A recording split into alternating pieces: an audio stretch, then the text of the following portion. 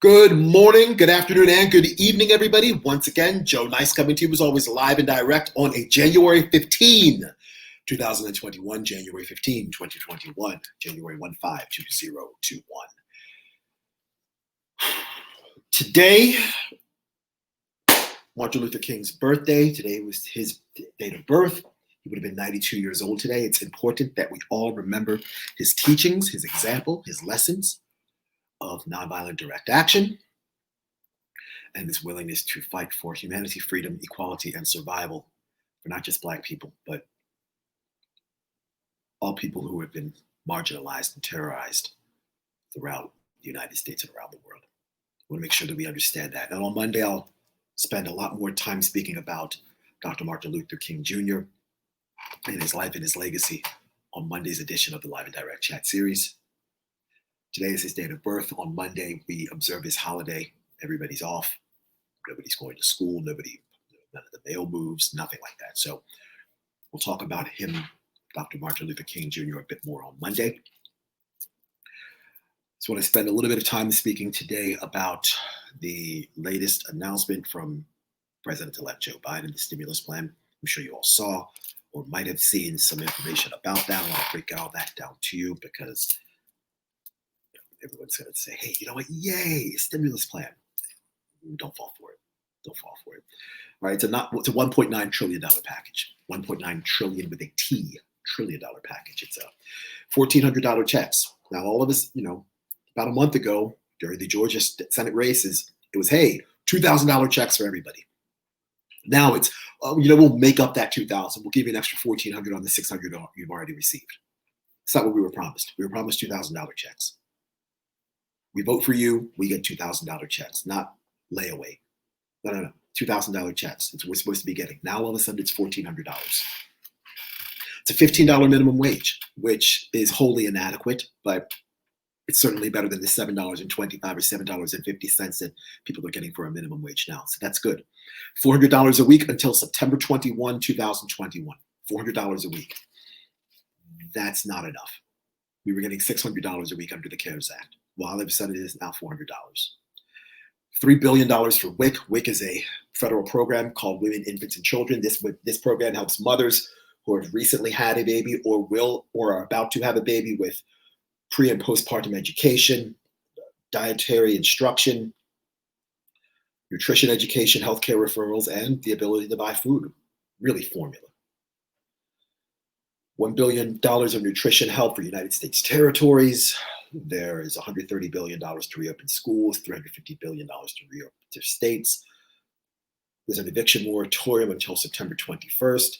There is $5 billion for homelessness, $25 billion for rental relief, and $20 billion for public transit. And there is also money for earned income tax credits and child tax credits. Now, what did you not hear in everything I spoke about for the past 2.5 to 3 minutes? What about student loan deferral? Better yet, what about student loan forgiveness? Just cancel the whole debt. The plan also, this current stimulus plan also talks about expanding access to Medicare. What about giving everybody healthcare instead of expanding access? Because the last time I checked, about 10 years ago, the Affordable Care Act had a pillar. One of the 3 pillars of the Affordable Care Act was the Medicaid expansion, which gave more access for low-income earners to access healthcare. But that still left millions and millions of people uninsured and millions more underinsured. What about Medicare for all? What about giving everybody in the healthcare in the United States? What about forgiving everybody's student loan? It's not in the bill. It's not in the bill. It's not in the bill. Something else that's not in the bill is retroactive payments. None of this is retroactive money. And there's a whole lot of people that were without any sort of economic stimulus from the expiration of the CARES Act until about a week or 2 ago when they just passed the newest stimulus package. Some people didn't get anything. So some people got a $1,200 check, no state or federal unemployment, and then just got this other $600. Where are the retroactive payments? What happened? Where's the retroactive money? We should be getting money from the beginning of this pandemic up until now. and substantially more than $600 a week from the CARES Act, or $400 a week from this latest stimulus proposal, or the $300 a week that we're receiving now. Additionally, why are we only getting $2,000 checks? The federal minimum wage that Biden is proposing is a $15 minimum wage. $15 times 40 hours is $600. $600 times 52 weeks is $31,200. $31,200 divided by 12 is $2,600. So realistically, we should be getting $2,600 a month based on a $15 an hour minimum wage requirement and a 40-hour work week. If Biden is committed to doing a $15 an hour minimum wage, why are we only being given a $2,000 check? Why are our lawmakers and legislators only fighting for a $2,000 check? We should be fighting for a $2,600 check. And these checks, that monthly check, should be retroactive. And it should be retroactive not to the expiration of the CARES Act. It should be retroactive to the beginning of this pandemic, which is 10 months ago. Because there's a whole lot of people that have not been able to pay rent since not only the expiration of the CARES Act, but the beginning of this pandemic, which is March. And you've taken people's jobs away, you've taken people's livelihoods away, and then you've given them nothing to live on.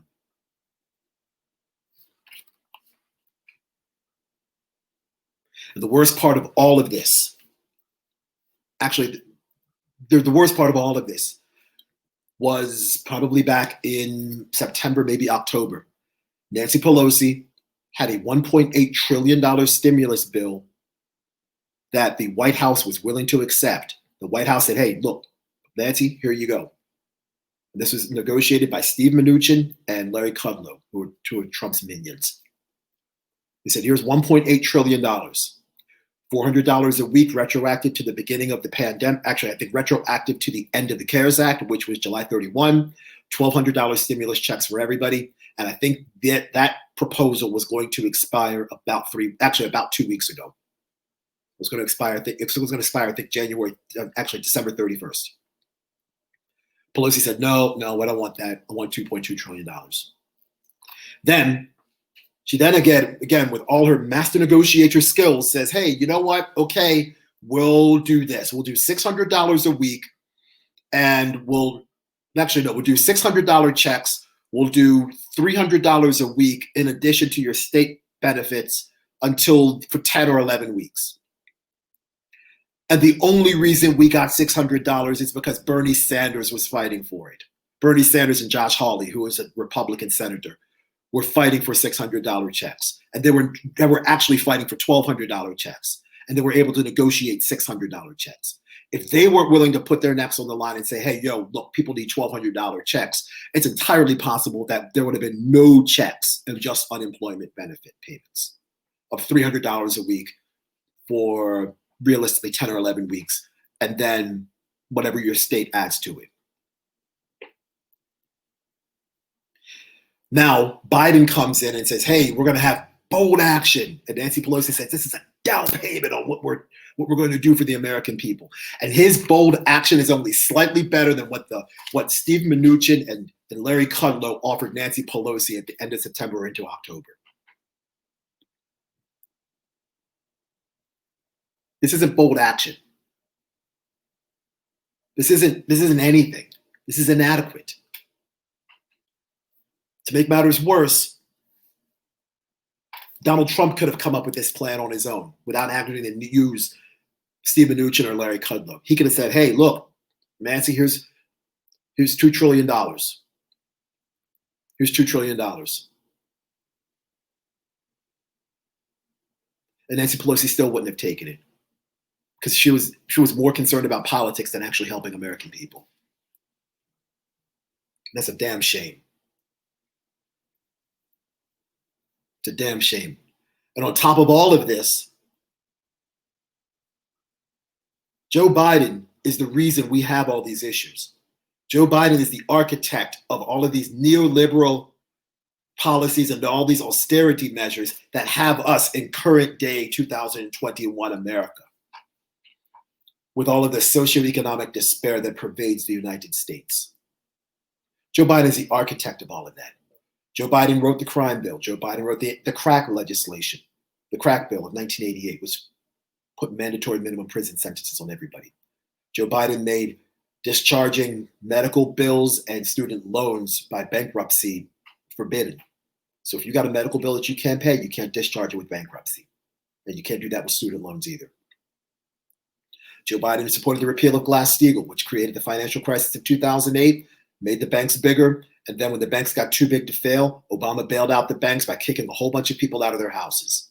And then when he kicked all those people out of their houses, the same people that got stimulus money from the bank bailout, they also made money on the back end from all of the homes that they sold during foreclosure. Joe Biden wrote NAFTA, sent a whole bunch of good union-paying jobs overseas, increased wealth inequality, and completely destroyed labor unions. Joe Biden did all of these things. And the worst part about all of this is all Joe Biden has to do is be mediocre. And he's going to be viewed as a wildly popular president. He's going to be a mediocre. All he has to do is be mediocre or even be below average. And millions of Americans are going to be like, yes, he saved us. Joe Biden saved us. And that bothers me. Because the guy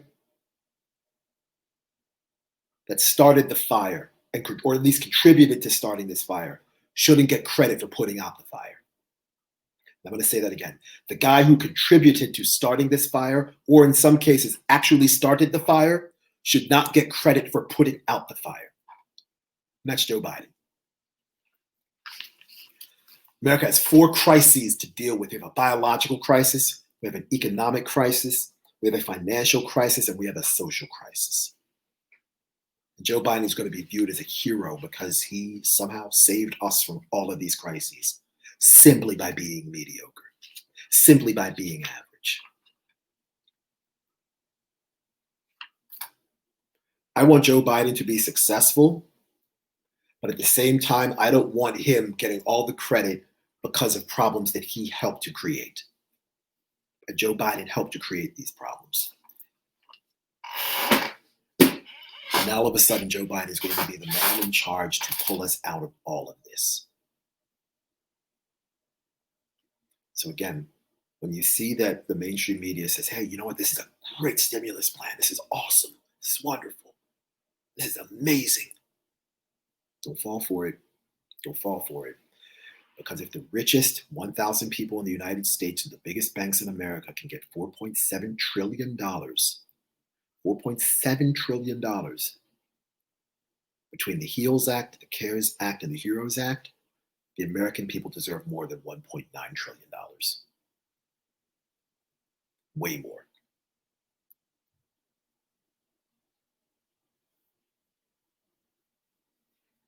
The American people deserve way more than $1.9 trillion. There's no health care in this for everybody, especially in the middle of a deadly pandemic.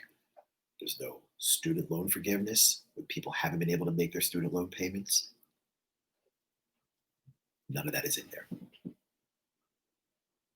And if those aren't in a bill, a stimulus bill, or in the middle of a deadly pandemic, then what are we really talking about?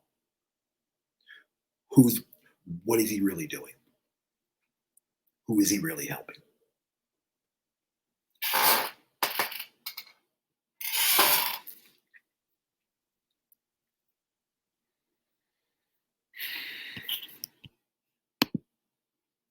Jesus, my man, what's going on, Jesus?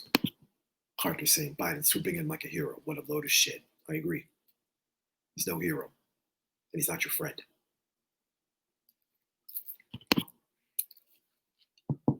I said all I wanted to say for today. I want to thank each and every one of you for watching. Have a wonderful day. Please be safe. Take care.